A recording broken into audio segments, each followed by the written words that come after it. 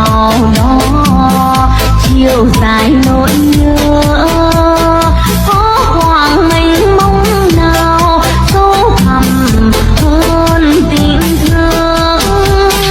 Ở đâu đây nỗi nhớ em mơ về bên nơi người xa như xuống thấp cho ta gần nhau